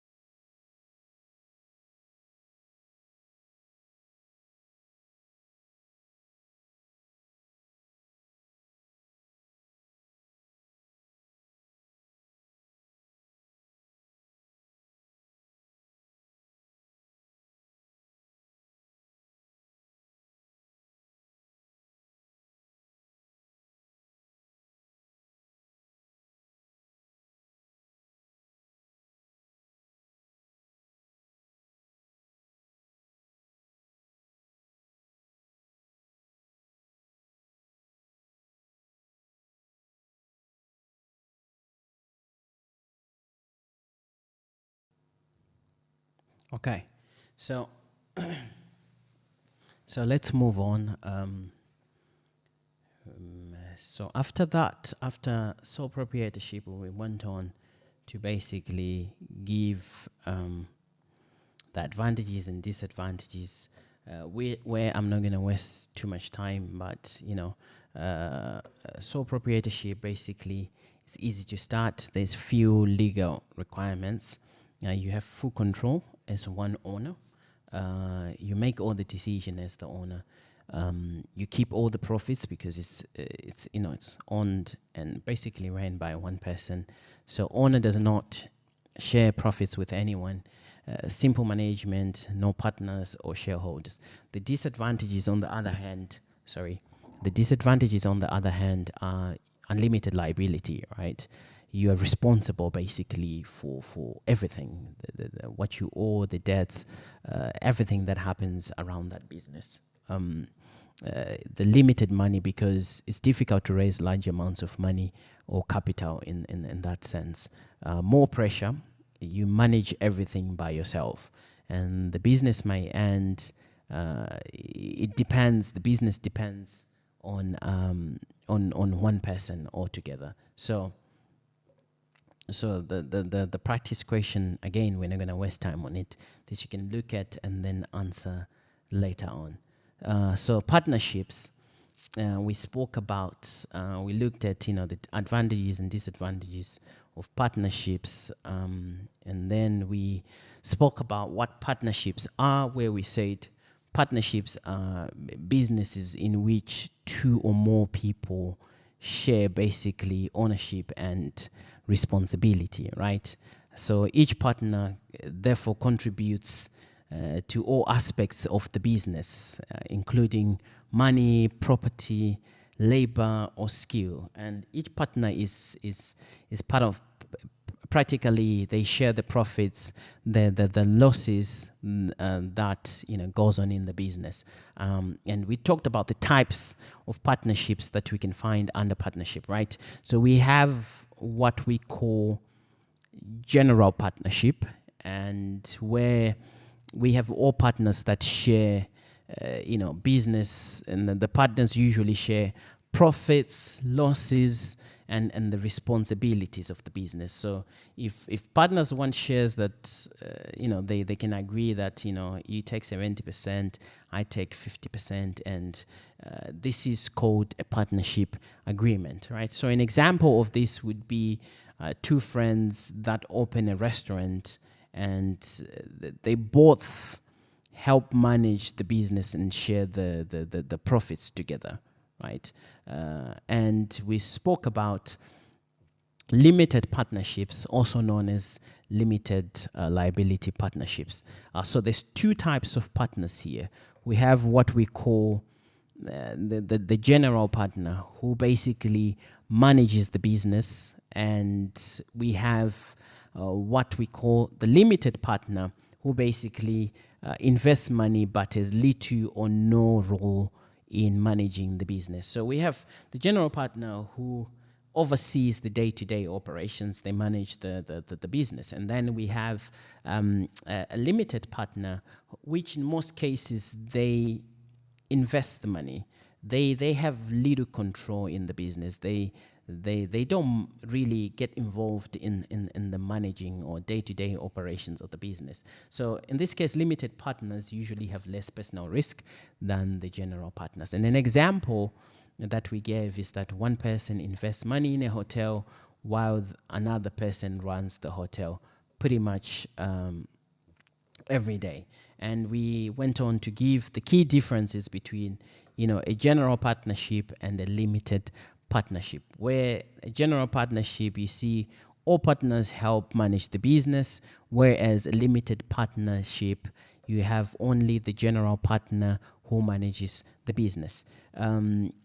All partners share responsibilities if you're talking about a general partnerships, whereby a limited partnership, limited partners mainly invest money. And partners usually have full liability in general partnership, where limited liability, limited partners have limited liability, right? And then we looked at, what it takes, what is the required when forming a partnership, and what are partnership taxes, right? So what is required, we use this example based on US. What is required when forming a partnership? So to form a partnership, basically, you must register with the state, right? You establish your business name, and once everything is done, everything is registered, you also obtain, licenses and permits to run your business. This is, from state to state, it depends. Sorry about that. And partnership taxes, this is where most businesses will need to register with IRS, right? Register with the state, local revenue agencies, and obtain a tax ID number. And once you do that, partners must file what we call an annual information return to report income, deductions, gains, losses from the business operations. But the business itself does not pay income tax. So the partnership does not pay income tax. The business itself does not pay income tax. Each partner, however, pays tax on their own share of profit. So the business itself does not pay income tax. The partnership, like what we said, does not pay income tax. It is the partners that you have in this partnership, among this partnership, that pay tax on their own share of profits. And here we went on to just basically describe in detail what is required, registering your business and stuff like that. So let's not waste time because I just explained it, and let's look at something else. We however went on to talk about the advantages and the disadvantages of partnerships, where we said it's easy and inexpensive to start, since you have more people that are generating a certain percentage of money, and then you put that money together and you start a business, right?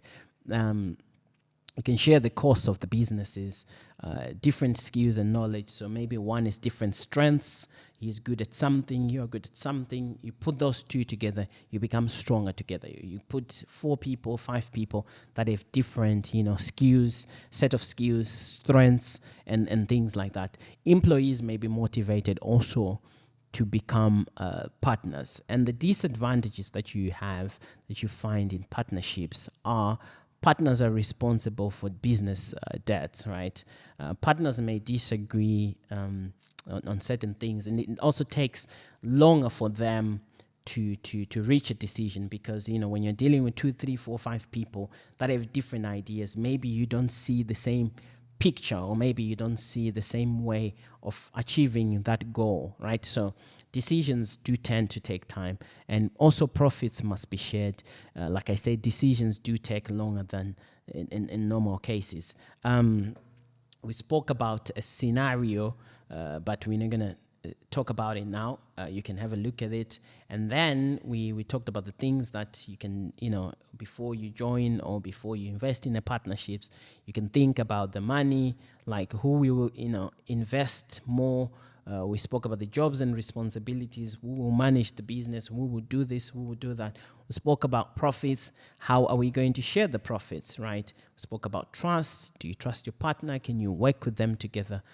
And then what kind of problems that might arise from that business? What happens if the business loses money? What happens if one partner wants to leave? And then the agreement, right? Should everything be written in a partnership agreement? Why is a partnership agreement important?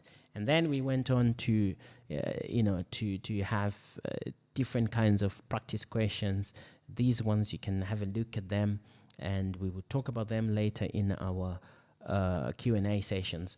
And we spoke about corporations here, where we discussed a few things: the advantages, the disadvantages of different kinds of corporations. We spoke about the C corporation, the S corporation.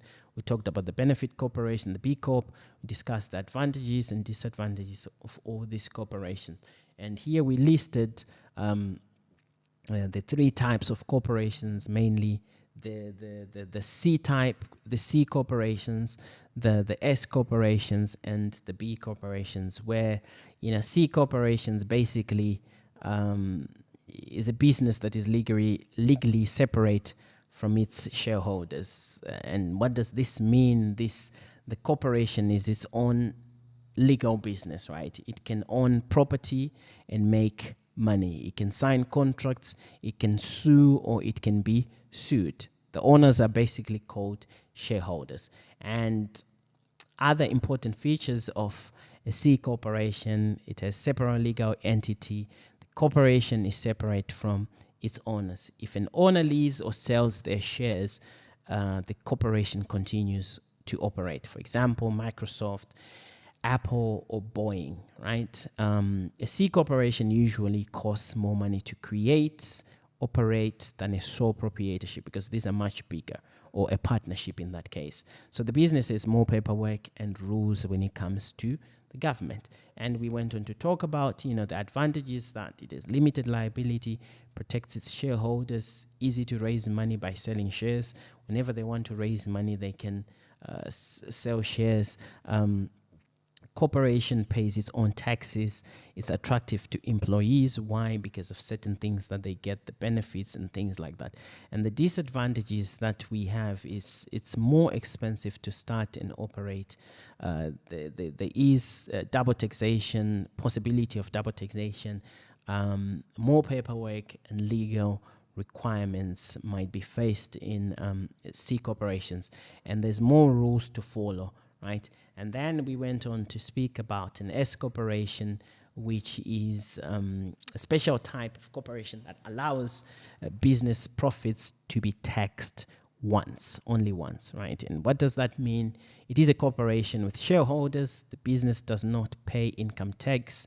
Instead, the profits are shared with shareholders. Each shareholder pays tax on their own share of profits, right? I believe we spoke about the key features where we say single taxation, and the business itself does not pay income tax. Only the shareholders pretty much pay tax on the profits they receive, right? And we talked about the profit losses and how they're passed to the shareholders, where we went on to say the company profits or losses are basically reported on to the shareholders' personal tax returns. And then the owners who work in the business pretty much receive a salary. So if you have a shareholder who works for the company, they should receive a fair salary for their work. And the advantages and disadvantages, advantages of an S corporation are that, it may reduce taxes. Some business expenses may reduce taxes.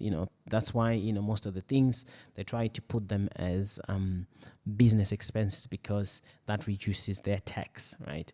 They have separate legal business, and the disadvantages we talked about: more rules and paperwork. Owners working in the business must also receive a salary, and there's more government requirements, right? And we spoke about benefit corporations, big corporations. And a benefit B corporation is a business that wants to make a profit while also helping the society and the environment. So he wants to make profit, but at the same time, he wants to help the society and the environment. And it has two goals, basically: make profit, create a positive impact on people and the environment, really. So it makes profit, and then it creates a positive impact on people and the environment. So unlike many traditional businesses, a B corporation focuses on both success and social responsibility. And the features, like we said,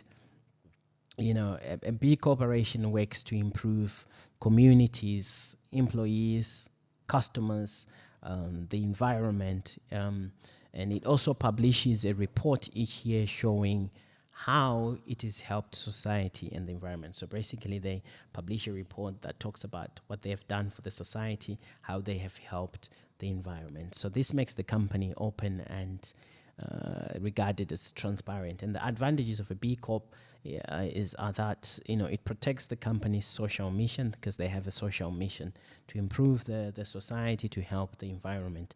It builds a strong reputation. It increases employee and customer loyalty, right? And the disadvantages of a B Corp is that more reporting requirements, since they have to publish a report that says what they have done. There's also higher costs incurred, and more rules are there to be followed. And then here we compared the three of them. And then after that, we had a practice question that you can have a look at later on. And then we went on to talk about hybrid forms of ownership, where we talked about limited liability companies, LLCs, their advantages, their disadvantages. We spoke about limited liability partnerships, and their form of business. We discussed their advantages and their disadvantages. Limited liability company basically is a business that combines the benefits of a corporation, right, and a partnership. So what does that mean? It gives business owners limited liability. It protects personal assets. There's also simple taxation, profits passed to the owners. There's flexibility when it comes to management, since the owners can decide how to run the business, right? And the important features, like I said, limited liability. Owners are called members. There's pass-through taxation system where, instead of profits and losses, it goes directly to the members who report them on their personal tax returns. There's flexibility when it comes to management. Members can decide how they want to manage the business. There are fewer rules than a corporation. And here we looked at them in more detail, right? We looked at the advantages and disadvantages of an LLC, and we went on to look at an LLP, where we said it is a limited liability partnership, and is a partnership where the partners have limited personal liability. An LLP also combines the benefit of partnership and corporation, where the partners can own the business together, right? They protect their personal assets, they share the profits and help manage the business. We looked at it in more detail, and then the advantages, we said it has single taxation, limited liability, and flexible management. On the disadvantages, we say business may end if partners leave, not available in every country or state, since it's not seen as a legal business structure in some states and some countries.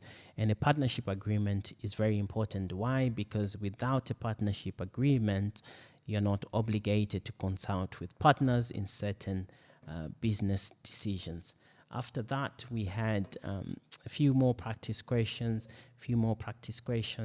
and then we talked about franchises, where we discussed the advantages and disadvantages of franchises. We also discussed, franchises as a form of business. We discussed the advantages and disadvantages of franchising for the franchisee.